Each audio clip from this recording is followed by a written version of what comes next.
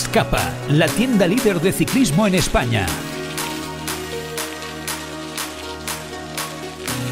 Bienvenidos a Escapa Podcast, tu podcast de ciclismo. Presenta Joan Prats.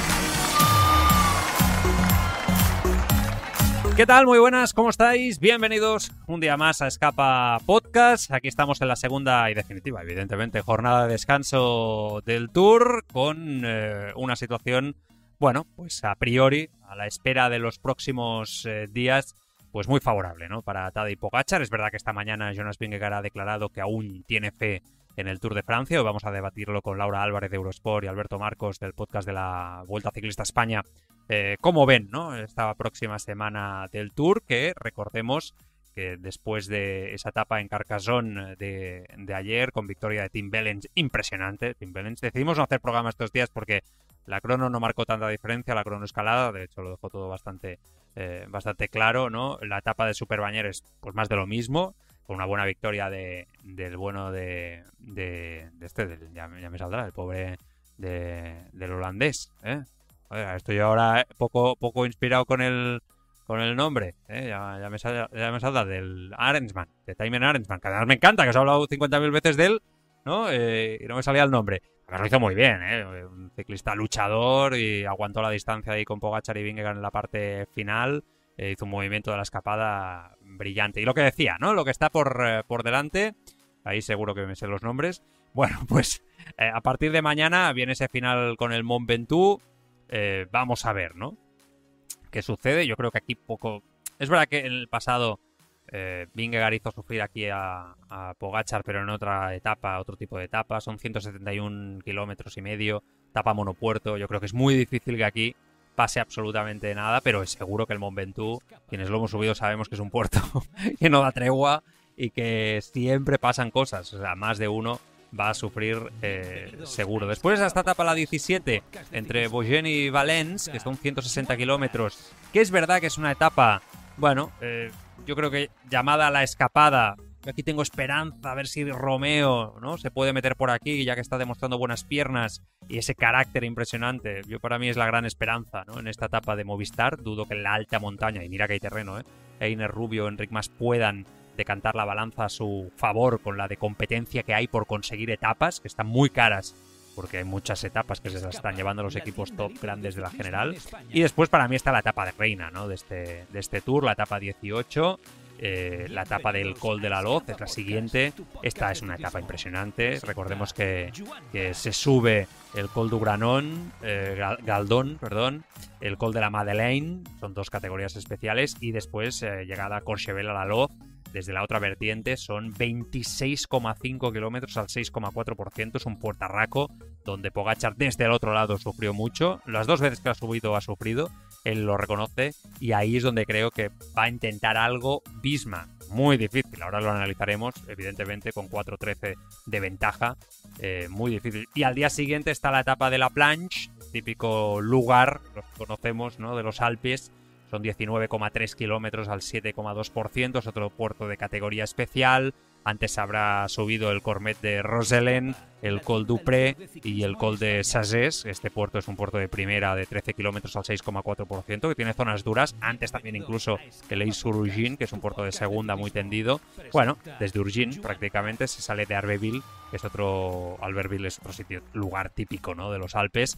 Vamos a ver, ¿no? Insisto, yo tengo poca fe, pero es verdad que terreno queda muchísimo. Después está la etapa 20 con final en Portarlier, que esta es la otra gran oportunidad para la fuga, ¿no? Y que otros de estos equipos, por ejemplo como Tudor, ¿no?, que están buscando también filtrarse por ahí, que lo están buscando con ganas, pues puedan conseguir esa victoria de etapa. Es una etapa la previa a la última, la del sábado, y después pues acaba todo en los Campos Elíseos. Pero recordad, con la subida a la cota de Montmartre, que se sube en tres ocasiones, como prácticamente los Juegos Olímpicos, y que dará juego, dará juego, yo creo que por la victoria de etapa, pero perfectamente Pogačar podría decidir en esa cota que quiere ganar. Es verdad que después hay un descenso desde Montmartre hasta el final. Aquí Remco lo podría haber hecho bien, ¿no?, pero veremos. Aquí Van der Poel, si llega al final fuerte, pues también lo podría hacer bien. Bueno, será un día interesante este año el Tour, que ya han dicho además desde la organización que van a ir cambiando el final del último día, ¿no?, los próximos años, que no va a ser algo excepcional de este año, sino que ese final en los Campos Elíseos o alrededor de París puede ir cambiando y variando, que quieren ser imaginativos. Por lo tanto, todo evoluciona en esta vida. Respecto a la clasificación general, ya sabéis, por repasar cómo llega todo a esta jornada de descanso, con Pogačar como líder, 4.13 sobre Jonas Vingegaard, 7.53 sobre Lipovic, y vamos a ver qué tal recupera de esa caída del otro día. Oscar Only es cuarto a 9.18 de Pogačar, Kevin Bakelin quinto, Roglic sexto, Félix Gall séptimo, Johannes en octavo, Carlos Rodríguez está noveno, pero claro, está muy lejos del octavo de Johannesen, a más de 5 minutos. Veremos qué tal esa evolución de Carlos, que siempre, ya lo decíamos, yo me lo imaginaba, os lo dije el otro día porque ya me lo imaginaba que iría mejor, porque siempre va mejor, es un gran fondista, pero claro, esta vez en la primera semana perdió muchísimo. Ben Hill es décimo, veremos si puede aguantar esa décima posición ante la que para mí es la gran sorpresa de este Tour, os lo dije el otro día, este Jordan Chegat, el francés, ha sido un total descubrimiento del Total Energies y que lo está haciendo de maravilla. Yo creo que apunta entre él, Ben Hill y Ben O'Connor, ya queda lejos, ¿no? Entre él y Ben Hill ese décimo lugar. Ben O'Connor está por detrás, Guillem Martin, Jonathan Narváez, que está haciendo un Tour impresionante para Pogačar, Jorgensen, la gran sorpresa, en decimoquinto lugar, en negativo, digo, Arensman es decimosexto, Sepp Kuss, Cristian Rodríguez, decimoctavo, Sergio Higuita, y Enric Mas está 20º a 53 minutos. Lo de Enric Mas es para reflexionar. Lo vamos a hablar todo en tertulia y a ver lo que podemos esperar de cara a lo que está por venir, y también analizaremos, evidentemente, todo lo sucedido aquí en Escapa en esta jornada de descanso del Tour de Francia.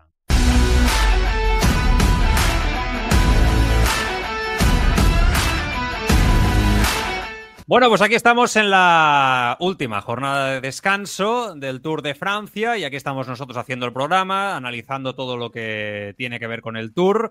Declaraciones de hoy mismo: todavía puedo ganar el Tour de Francia, tengo que atacar y lo haré. Siento que mejoro cada día, mantengo la esperanza porque mi nivel es mucho mejor que en los días malos. Cuando sabes eso, no pierdes la esperanza. Bueno, eso lo ha dicho Jonas Vingegaard en la rueda de prensa de esta mañana. Laura Álvarez, ¿qué tal? Muy buenas. Laura, ¿cómo estás? ¿Qué tal? Muy buenas, Joan. Fe tiene el hombre, eso seguro. Que hay que luchar en la vida y nunca hay que perder la ilusión. Y en el ciclismo puede pasar de todo. Pero yo no te engañaré que me han sorprendido un poquito estas declaraciones. Pues el propio Pogačar también lo dijo ayer, que no entendía muy bien la táctica que utilizaron en la etapa de ayer, que creía que, bueno, si él estuviese en la piel de Jonas Vingegaard, no estaría muy contento con el resto de sus compañeros, porque él cree que todavía le puede ganar el Tour. A ver, es cierto que la diferencia ya es bastante grande, hablando un poco de los dos hombres de los que se trata, ¿no? Pero bueno, lo importante es que nos queda una última semana a la expectativa de ver dónde va a atacar, de qué manera y sobre todo sabiendo que ya no vale esperar hasta el último momento, con lo cual esperamos bastante espectáculo. Ahora lo vamos a repasar dónde puede llegar, porque también está con nosotros un clásico de los clásicos también de Escapa, Alberto Marcos. ¿Qué pasa, Alberto? Muy buenas. ¿Qué tal, Joan? ¿Cómo estás? Muy buenas. Has visto, yo creo que más optimista, con todos los respetos, que nadie me malinterprete, con todos los respetos hacia el deportista y hacia el ciclista, pero más optimismo que Vingegaard, visto lo visto, creo que es difícil encontrarlo en el planeta Tierra en estos momentos. Sí, sí. Bueno, todos los días está dejando alguna perla, ¿no? De estas de, no, yo todavía creo, o voy a atacar, o lo voy a intentar. Bueno, es un poco el papel también que tiene que jugar, ¿no? Tampoco se puede dar por vencido públicamente tan pronto, ¿no? Porque si no, también imagino que en Visma igual le cuelgan demasiado rápido, pero claro, es que luego él dice lo que dice, pero ves lo que ves en carrera y, pues bueno, ves que no se corresponde con la realidad, ¿no? Y que la realidad es otra. Él lo está intentando y creo que también esto hay que aplaudírselo y alabárselo, sí. Pero bueno, la realidad es que hay alguien que está 2 pasos por encima de él, luego está él y luego está el resto. Es que, a ver, el nivel de Vingegaard es muy alto. O sea, yo el otro día lo escribía y decía, bueno, es que Vingegaard tiene un gran nivel encima de la bicicleta. En otras condiciones, de cualquier otro Tour de Francia en condiciones normales, con un rival normal, no un extraterrestre como Tadej Pogačar, estaría luchando por la victoria. Yo no digo ganar porque, evidentemente, después han habido, ¿no? Y habrían grandes rivales, pero que su nivel es muy alto y muy bueno es evidente. Lo que pasa es que Pogačar está ahora mismo en su prime como ciclista, ha superado, bajo mi punto de vista, su mejor nivel de los últimos años y en el cara a cara está intratable. Laura, claro, Claro, yo voy repasando el recorrido, ¿no? Veo el Mont Ventoux, que es una etapa por Puerto, que además no llega arriba del todo, del Mont Ventoux. Después está lo del Col de la Loz, que ahí parece, ¿no? Que es donde tienen todas las esperanzas de hacer sufrir a Pogačar. Eso es una etapa durísima. Y claro, la otra milla me cuesta pensar, la de la planche quizá, no sé. ¿Dónde crees que Visma dice, bueno, vamos a meterle ahí la emboscada a Tadej Pogačar? Pues la verdad es que según escenarios, cualquiera de esos 3 días es bueno. Yo creo que tienen que empezar ya en el Mont Ventoux, es decir, no tienen, o sea, es que literalmente no tienen más tiempo que perder. O sea, Claro. no pueden esperar a esos penúltimos días, porque al final son 4 minutos, está de Pogačar, tienes que buscar el momento de la debilidad, tienes que... Claro, estas últimas semanas a mí había una cosa de la táctica del Visma que a mí me chocaba, que sí, están siendo muy ofensivos, están planteando una estrategia muy buena a la hora de intentar desequilibrar a Pogačar y aparecer en el momento en el que crees que no va a suceder nada, pero es que al final para dejar a Pogačar solo tienen que pasar muchos kilómetros, es decir, el equipo, yo pensaba que la baja de Joao Almeida iba a ser bastante más notable y parece que lo han sabido solventar. Sobre todo leía el otro día que teniendo un Pogačar a este nivel, bueno, no, con todos los respetos también a Joao Almeida, pero no se nota tanto que no haya estado, ¿no? Creo que viéndolo desde casa, seguro que Joao, después del resultado, bueno, del rendimiento de Matteo Jorgensen, también estará más dolido todavía de lo que podía haber pasado en cuanto a ese tercer puesto. Pero bueno, es cierto que yo creo que tienen que aprovechar desde mañana. No pueden esperar más porque es mucho tiempo el que tienen que recuperar y porque su rival ha demostrado que está a la altura y que además yo creo que Pogačar no solo es el estado de forma, es también el carácter y la manera de entender las carreras, ¿no? Y creo que él, después de lo que dijo el otro día, que hay gente que se lo cree y hay gente que no, lo de, no, es que Narváez no estaba entendiendo que estábamos hablando de una cosa del Dauphiné y de repente se puso a acelerar y no me quedó otra que atacar desde 12 kilómetros al final. Ostras, decir que te pusiste a meter caña a falta de 12 kilómetros cuando ni siquiera era algo planteado y al final te vas con la renta que te va a dar seguramente o que te ayuda a sentar un poco el Tour, es terrible, ¿no? Yo creo que lo que más se puede valorar de Pogačar es el hecho de cómo entiende las carreras y cómo entiende el Tour. Es decir, él sabe que ganar el Tour en los últimos 3 kilómetros de cada cota no es lo mismo que lo que está haciendo él. Entonces, más el valor de sus victorias, que son pues muchísimas, ¿no? Y ya sabemos de qué manera, es eso, es cómo las consigue y cómo entiende las carreras. Y Vingegaard, pues es de otra manera, es un poco más conservador en ciertas ocasiones, tienen tácticas a veces un poquito más clásicas que se pueden ver venir y que tienen que seguir aprovechando porque al final el ciclismo pues es así y en algún momento le saldrá bien. ¿Cómo entiende la vida Pogačar incluso? Diría yo, ¿no? Me parece que es un ejemplo a todos los niveles. Para mí, claro, a ver, a quien no le guste que cómo vive la vida Pogačar, pero bajo mi punto de vista yo conecto mucho con su mentalidad. Quiero poner el foco, Alberto, más allá del recorrido, que te voy a escuchar también, evidentemente, como a Laura, respecto a qué puede hacer Visma o dónde crees que puede, ¿no? Buscar ese punto donde flaquee, bueno, no solo Pogačar, sino el UAE, y a eso voy. Quiero poner el foco en la diferencia en cómo está corriendo Visma y cómo está corriendo UAE. Antes Laura pasaba un poco por encima de ello y me parece muy interesante, Alberto, porque, bueno, es cierto que hemos criticado a UAE últimamente contigo también en algún programa, ¿no? Lo habíamos hablado. Sí. Y parece que cuando está Pogačar el equipo se transforma, hasta también es mejor tácticamente. Ciclistas que parece que van a dar un paso al lado en un momento determinado se recuperan, la táctica es mejor. Otros que quizá para un cierto terreno no se esperaba tanto, están volando como Narváez. Bueno, el equipo está realmente haciéndolo muy bien. Yo no me cansaré de decirlo, creo que este es el Tour de Pogačar, pero es el Tour del UAE como equipo también. No sé, Alberto, son 2 preguntas en una, te escucho. No, es lo que dices tú. El otro día hablábamos que nos daba la impresión un poco de que tácticamente el Visma acababa siendo mejor, ¿no? Que UAE al final en los momentos clave y claro, pues ellos tenían a Pogačar y por ahí salvaban la papeleta, ¿no? Por tener a quien tenían. Pero en este Tour de Francia a mí, y yo te lo iba a decir justo, me está dando la sensación de que es todo lo contrario, de que creo que es Visma quien no está leyendo bien la carrera en muchos momentos clave y quien no le está sacando nada de partido al equipo que llevan. Ha habido días que han metido a gente por delante que luego ha resultado ser algo absolutamente inútil en el sentido de que no han servido para nada. Ha habido días que han metido a Kuss y a Simon Yates por delante y luego ni siquiera han estado para llevar a Vingegaard ni 500 metros.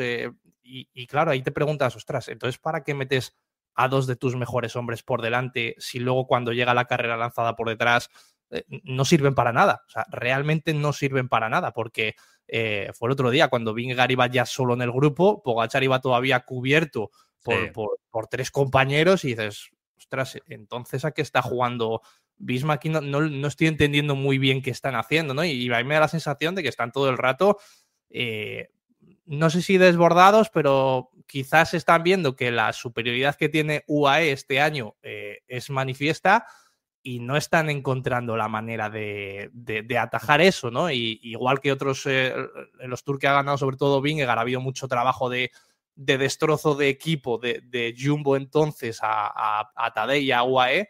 Este año me da la sensación de que no les están haciendo ni cosquillas.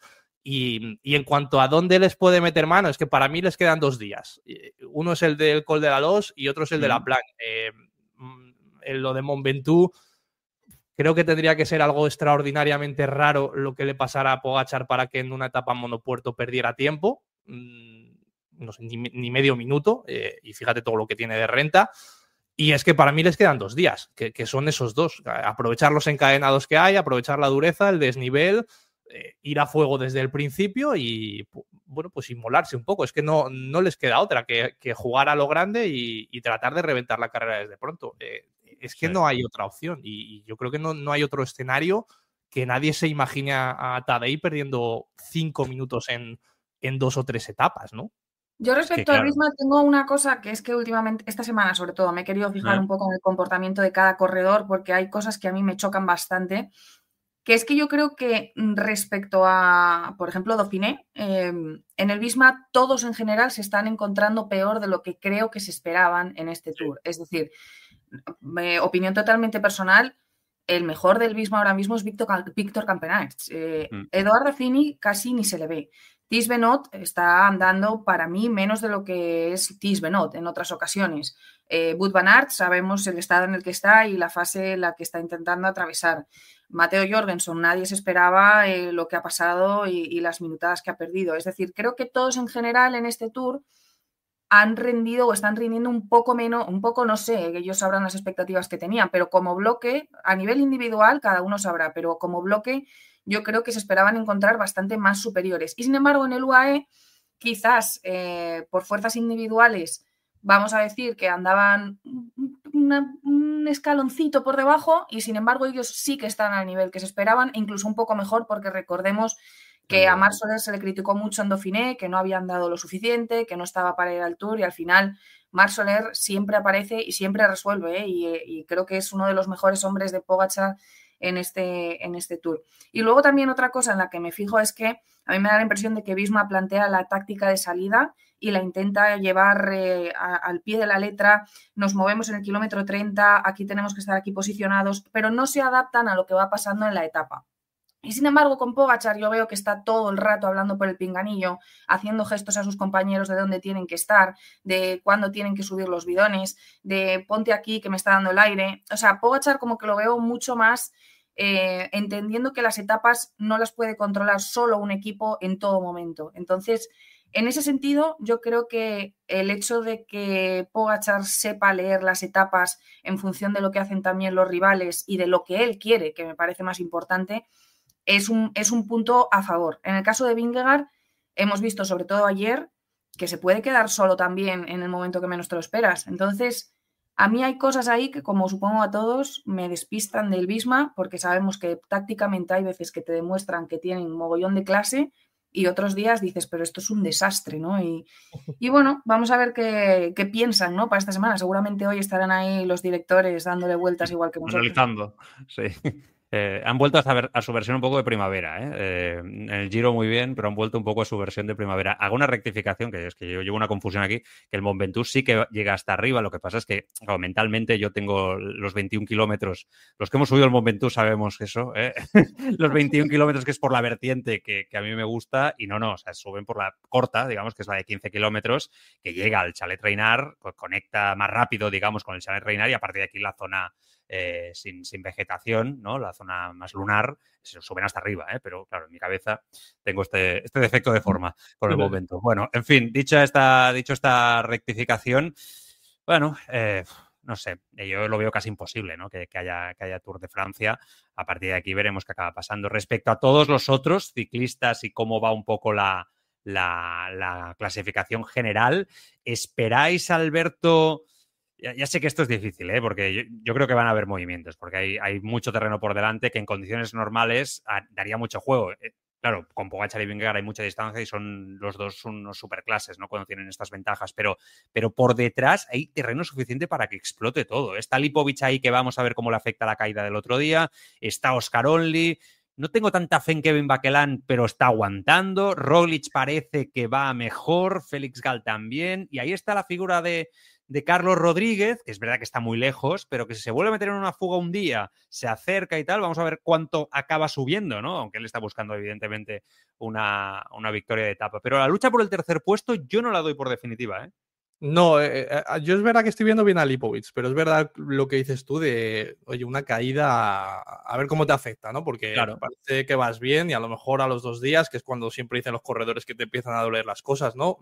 Igual a los 2-3 días se te cruza la carrera camino de la plan y dices, ostras, ¿cómo voy, no? Y claro, sí. Pero es verdad que del resto tampoco es que veas, ¿no?, a nadie muy superior como para decir, es que le va a meter 2 minutos a Lipovic. Only está bien, es cierto, pero tampoco le veo que esté muy por encima de Lipovic en un momento dado. Es lo que dices tú, a mí Bokela me ofrece dudas porque creo que se le está empezando a hacer larga la carrera y me da la sensación de que esta última semana no sé si va a explotar, pero creo que igual se le puede hacer un poquito cuesta arriba. Y es verdad que Roglic, por lo que vimos también el día de la cronoescalada, yo me alegré mucho de verle haciendo tan buen tiempo, la verdad. Sigue estando muy lejos de los dos gordos, pero ostras, verle ahí a mí, bueno, me reconcilió un poco con él, ¿no? Y me alegré mucho de verle haciendo buenos tiempos. Y bueno, yo creo que puede ir a más, Roglic, no creo que le dé para podio, pero igual a una cuarta plaza sí. Y a mí, Carlos, me da un poco de duda en el sentido de que él se está desgastando mucho estos días, él se está mostrando mucho, se está exhibiendo mucho en escapadas. Y también es algo que yo creo que le tenemos que agradecer o reconocer, porque es alguien que no está hecho por naturaleza, yo creo, para estas cosas, ¿no? Es alguien un poco más regular, un poquito más de ir a ritmo, no es explosivo, le cuesta más el tema de entrar en los cambios de ritmo y eso es más inherente a las escapadas, ¿no? A ese tipo de corredores a lo mejor más explosivos, pero, ostras, él lo está haciendo y él lo está intentando y ayer le vimos que otra vez lo volvió a intentar, que se quedó y volvió a recuperar terreno con el grupo él en solitario. Lo está haciendo muy bien, yo creo que hay que aplaudirle porque no creo que esté siendo un Tour de Francia fácil para él. No. Y claro, yo creo que le teníamos pues como ese gran corredor que junto a Ayuso iba a ser el nuevo corredor español de referencia en las grandes vueltas y a lo mejor llevamos un par de años que le estamos viendo que le cuesta en este sentido, ¿no? Y bueno, pues ahí está él peleando un poco casi contra él mismo, ¿no? Y yo creo que es de alabar porque hay otros corredores que a lo mejor lo hubieran dejado, se habían dejado llevar, pero él está ahí peleando aunque sea por orgullo, por entrar dentro del top 10 y yo creo que lo está haciendo muy bien, pero es verdad que se le puede hacer un poco largo también, aunque yo creo que va a aguantar dentro del top 10. No sé si subir más, pero porque lo tiene ya muy lejos, pero dentro del top 10 yo creo que sí que aguanta. Sí, el día que haga una general sin ceder tiempo la primera semana, claro, yo creo que ahí sabremos lo que puede llegar a ser, ¿no? Es verdad que también hemos vivido alguna situación adversa en alguna ocasión, pero generalmente siempre va a más, ¿no, Laura, en las grandes vueltas Carlos Rodríguez? Sí, a ver, yo creo que Carlos lleva un par de temporadas difíciles en los... Creo que también un poco el hecho de lo que decía ahora Alberto, de que era con Juan, esos dos corredores que teníamos tanto futuro puestos en ellos, y yo creo que sigue existiendo esa esperanza y no hay que... Sí. No hay que apartarlos por no ver los resultados de un día para otro y creo que a pesar de que sí, que pasan las temporadas y todavía esperamos más, hombre, al final hay que tener en cuenta también lo difícil que es ser coetáneo de Jonas Vingegaard y Tadej Pogačar y que al fin, tú cuando ves las declaraciones de la gente cuando llega a la línea de meta, Bökelän, Evenepoel, O sea, grandísimos nombres que llegan y te dicen, es que ¿qué hacemos con estos dos? O sea, es que no sabemos más que aguantar y sobrevivir a la rueda. Entonces, en ese sentido, es cierto que a Carlos la primera semana le penalizó mucho, perdió tiempo. Y bueno, al final el Tour es el Tour y no se trata de solo subir montañas. Y creo que, bueno, llegarán ediciones mejores para él, seguramente pueda mejorar ciertas cosas a nivel individual que le hagan ser aún más constante. Pero bueno, yo creo que también, como decía Alberto, es de agradecer que se esté mostrando tanto, que esté intentando tener una actitud un poco más valiente después de haber, entre comillas, perdido esa opción más clara de la general. Y ahora sí es cierto que tiene una brecha bastante grande por delante para seguir escalando puestos. Pero bueno, creo que también es un corredor que intenta reinventarse, ¿no? Y madurar, que al final es que yo siempre lo pienso, son súper jóvenes y tienen que pasar por un montón de experiencias para saber cómo solventar, ¿no? Y bueno, en este sentido sí es cierto que creo que muchos españoles teníamos bastantes más esperanzas en este sentido, pero el hecho de que él no haya tirado la toalla y que esté intentando pues otro tipo de tácticas también es de agradecer. Y oye, al final es un top 10 en el Tour que no todo el mundo puede decir y los va sumando porque no es el primero tampoco. Entonces creo que ahí también está un poco la fortaleza de Carlos. Yo creo que hay que darle tiempo y que seguramente en el futuro pueda conseguir más resultados quizás un poco más ambiciosos.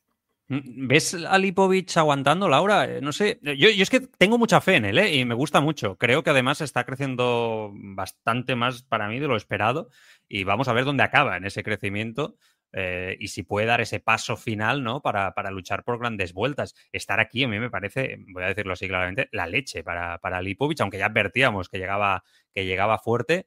Pero claro, una última semana con todo lo que... es que ahí este va a ser el gran reto. Yo creo que esta semana para él va a ser el gran reto casi de su carrera deportiva, ¿eh? Sí, yo creo que sí que va a aguantar. Me dan un poco más de desconfianza a Only, la verdad. Creo que es un corredor que todavía puede tener un día malo, bastante malo, y en ese sentido creo que Lipovic me genera un poco más de confianza, sí, de saber que puede estar ahí, sobre todo teniendo cerca a Roglic, que le dé un par de consejos y que le intente ayudar en todo lo posible, porque creo que Lipovic se va a arrepentir de haber esperado tanto a Primo Roglic y eso es otro tema que deberían haber tratado en el Bora. O sea, ¿qué quieres decir? ¿Que crees que tiene más piernas de lo que dice la clasificación general ahora a nivel de distancia con Vingegaard? No, creo que no me acuerdo ahora mismo qué etapa fue, juraría que la del miércoles. Vimos a Lipovic esperando mucho por detrás a Roglic para no descolgarlo del grupo perseguidor. Sí, la de Otakam. Claro. Sí. Cuando ves que eres bastante más superior que tu compañero, Primoz Roglic, sí, pero al final, quiero decir, Roglic en su momento ya dijo que venía a hacer otro tipo de tour, que no iba a hacer esa clasificación general como veníamos viendo otros años. Pues al final también tienes que dar rienda suelta al chaval, ¿no? Si están dando más que tú y hay dos bazas dentro del equipo, pues oye, también se merece estar ahí en el podium. Y ese día yo creo que podría haber dado mucho más de lo que al final fue. Y bueno, para mí sí es un corredor que pueda estar ahora mismo en el top 3. Vamos a ver qué pasa, pero a mí sí me parece que es un ciclista que podríamos ver en el podium de París. Es más, creo que leí hace días que sería la primera vez en la historia que tendríamos el mismo podium, si todo terminase así, en Dauphiné que en el Tour. Sí. Yo no dejo de pensarlo. O sea, porque hemos hecho tantos análisis con que Dauphiné nunca, ¿no?, marca realmente el rendimiento en el Tour, que no dejo de pensar que este año todo lo que pasó en Dauphiné coincide plenamente en el Tour y se repite, ¿no? De una forma muy, muy evidente. Sí que es verdad que es un Tour donde ha habido varias ciclistas que quizá esperábamos que estuvieran un poco más arriba. Me viene a la cabeza Mateo Jorgensen, Almeida, que se ha caído, ¿no? Y se ha abandonado. Pues hubiera estado, yo creo, bastante más arriba.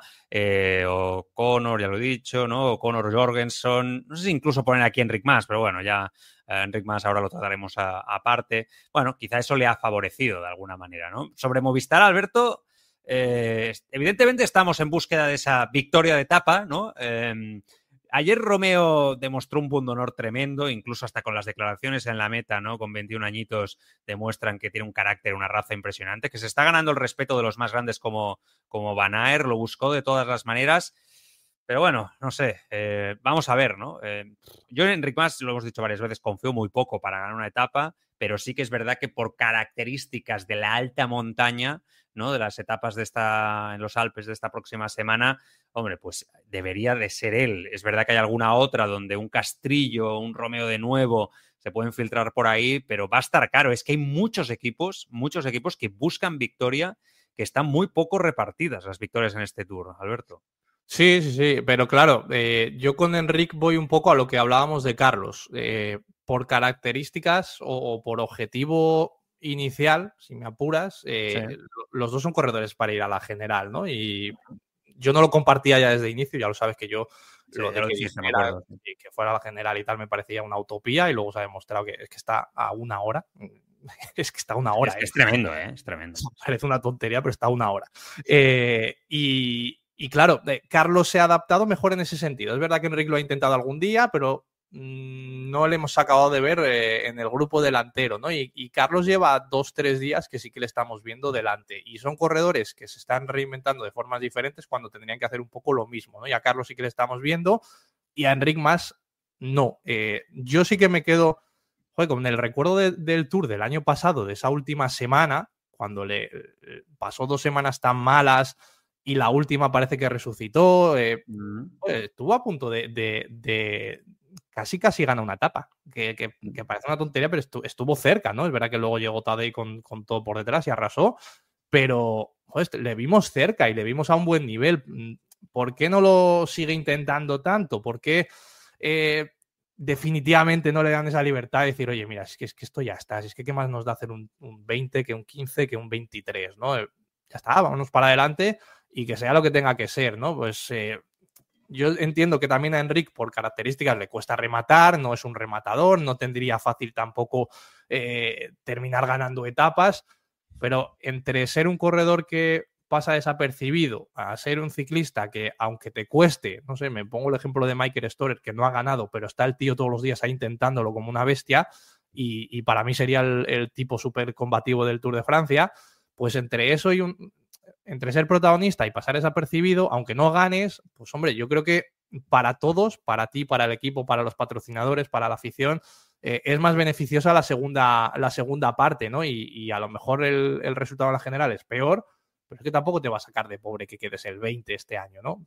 Ni al equipo ni a ti, porque a Enric más que le aporta a estas alturas de la carrera hacer un top 20 o hacer el 17 en el Tour de Francia. Es que no creo que le cambie absolutamente nada. Vamos, no veo ninguna ventaja en quedar el 20 o el 17. Entonces, pues creo que tiene días muy bonitos por delante para intentarlo. Creo que lo va a intentar. Ojalá le veamos porque, ostras, terreno tiene para él y a mí me encantaría verle por delante, la verdad. Y una cosa, John, aunque no tenga nada que ver con lo de Enric o con lo de Movistar, a mí me da mucha pena por dónde está yendo la opinión de, no voy a decir los aficionados al ciclismo, sino la opinión de la corriente que hay en redes sociales con Pogačar. Yo el otro día ponía un tuit y tal, y no sé, te diría que el 80% de las respuestas que me llegaban eran jeringuillas. Lo vi. Digo, ostras, ¿esto qué es? O sea, ¿en qué hemos convertido esto? ¿No? Todo el mundo diciendo, bueno, es que ya verás dentro de unos años, tal. Creo que aquí lo hemos hablado alguna vez. A mí me da mucha pena que esto esté así. Porque que tengamos todo el rato la mancha en este deporte, ¿por qué no se ponen otros cuando hay alguien que gana tan fácil?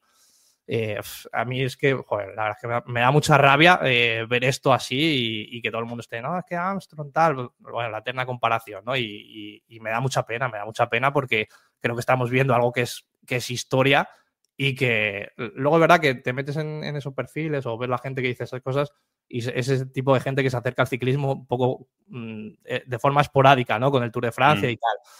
Pero, bueno, no sé, que tengamos la mancha esta todo el día, la verdad es que a mí me cansa y me da mucha pena. Huele, sí. Y perdona que no tiene nada que ver, pero... Pero no, está bien que lo digas. Te voy a decir una cosa. Es verdad lo que dices en las redes sociales, el perfil de persona que lo comenta es cierto.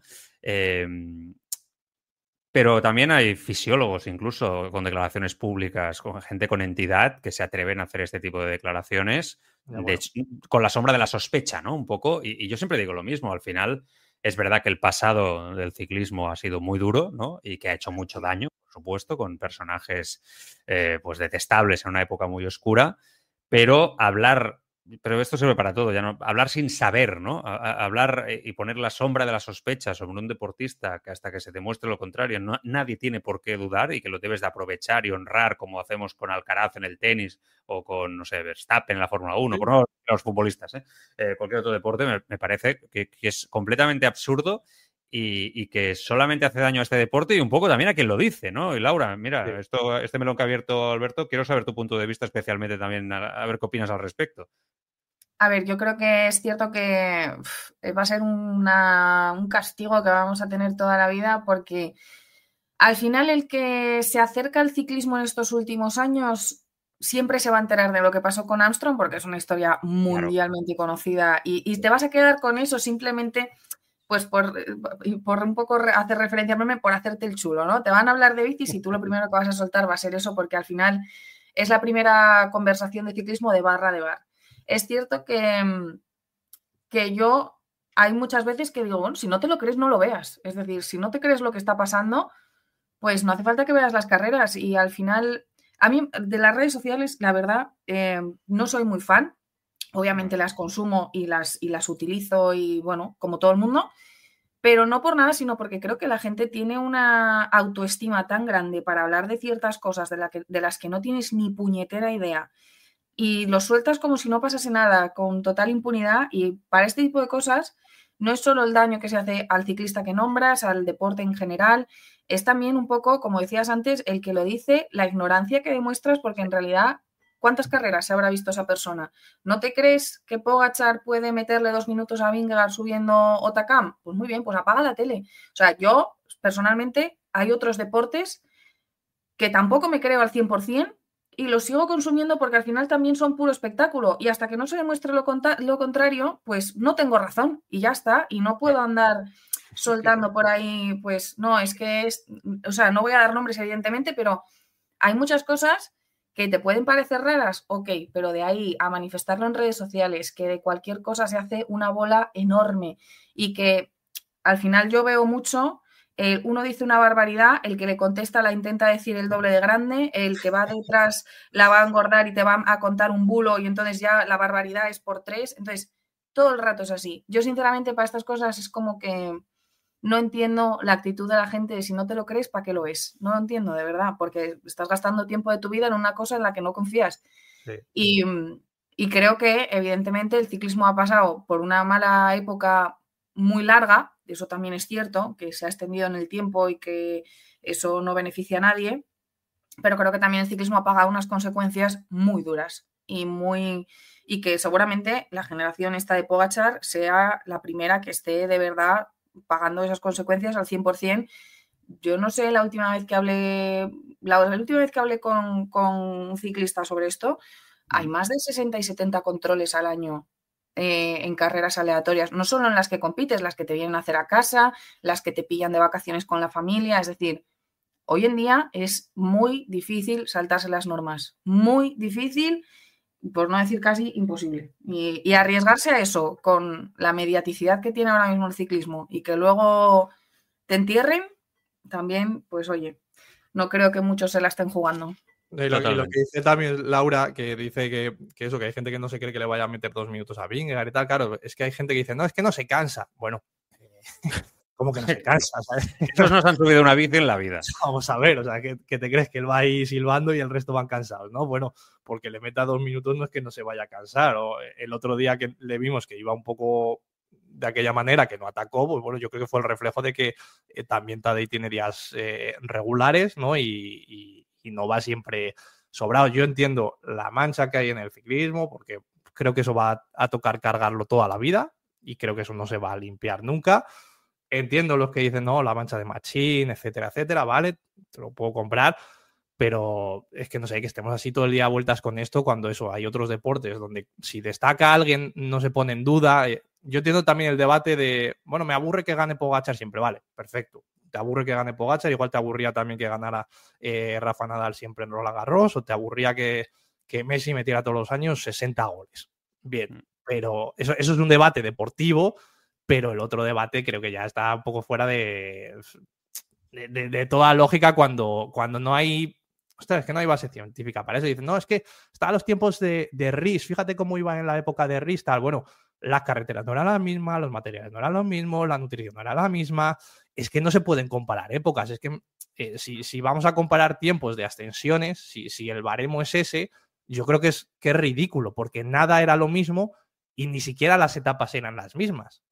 Con lo cual, el otro día pues subió más lento que Ries en una etapa en la que Ries, la etapa de Ries era mucho más larga todavía, los materiales eran peores y ahora todo ha cambiado muchísimo. Entonces, por esa regla de 3, pues mira, es que entonces Pogačar es un muerto porque no ha superado el tiempo, ¿no? Entonces, bueno, ya está, y perdona por esto. No, y es que es así. Me queda un tema y un nombre por poner encima de la mesa y con esto acabamos. Es el de Remco Evenepoel, obviamente, que abandonó el otro día de una manera triste, de una manera compleja, un poco también incluso invitado por parte del coche, ¿no? A dejarlo estar.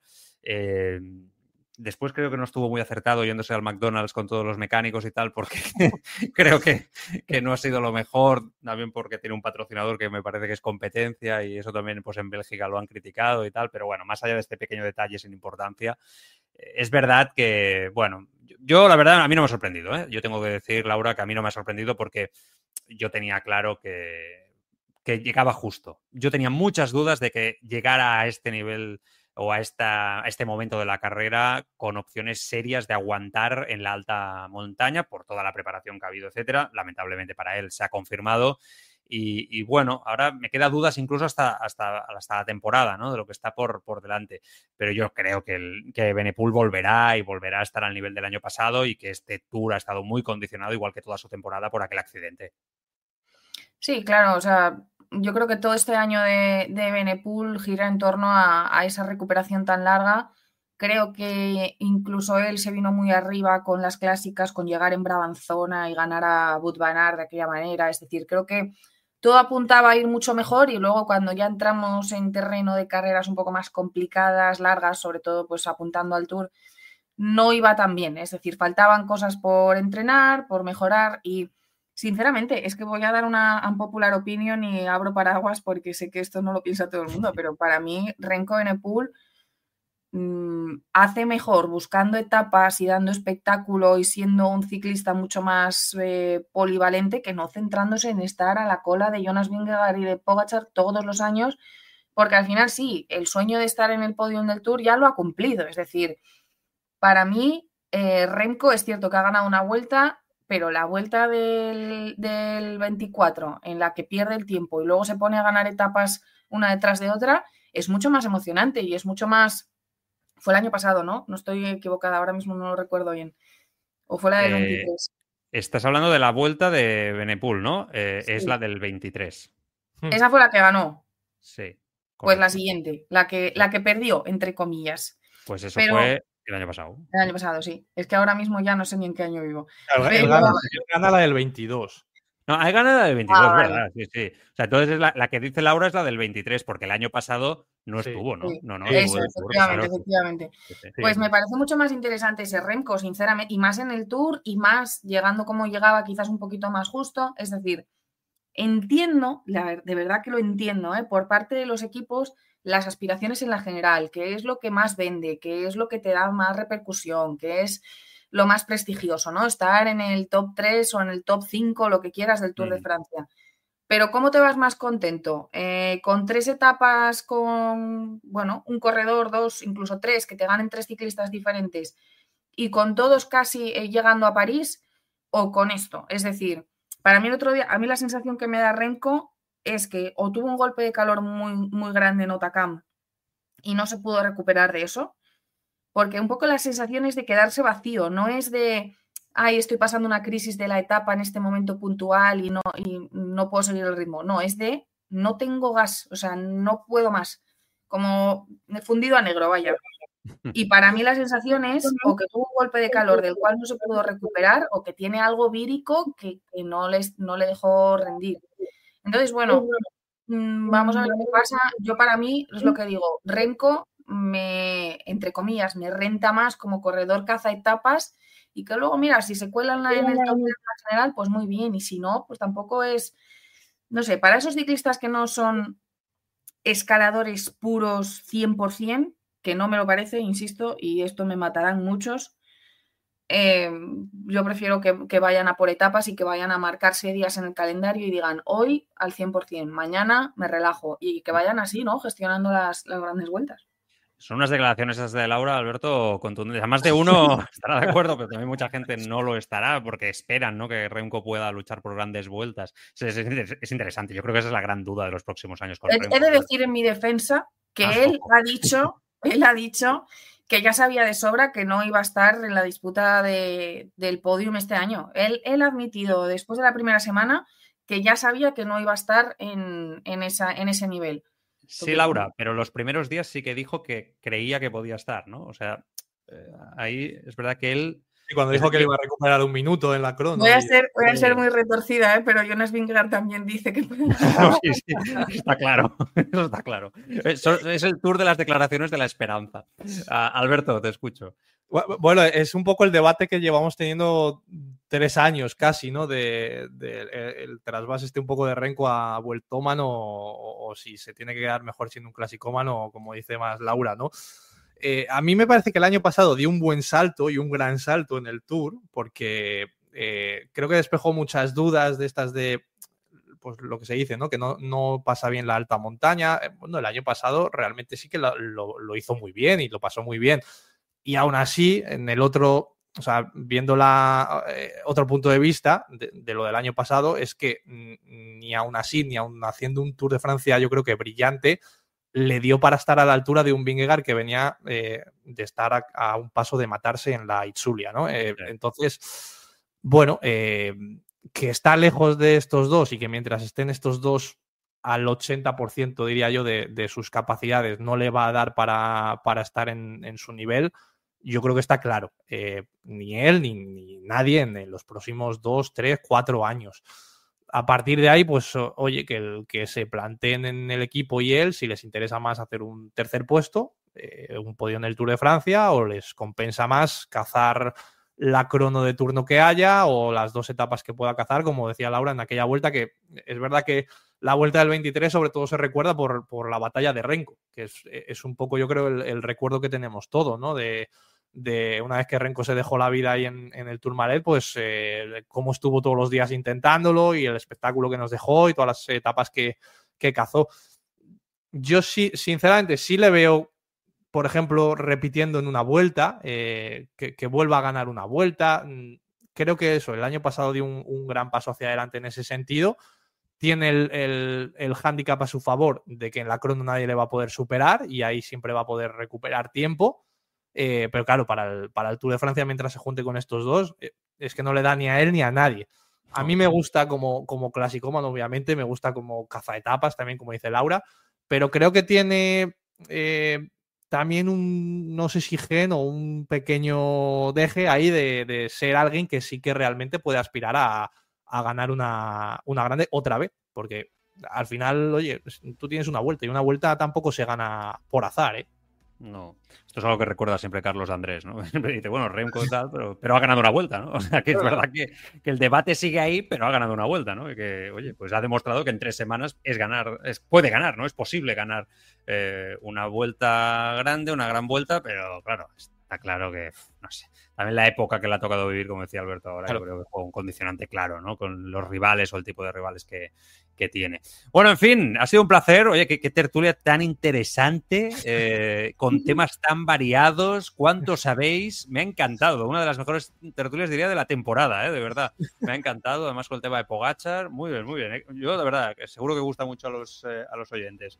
Bueno, Alberto, pues nada, vamos a vivir el final del Tour y un abrazo bien fuerte. Cuídate mucho.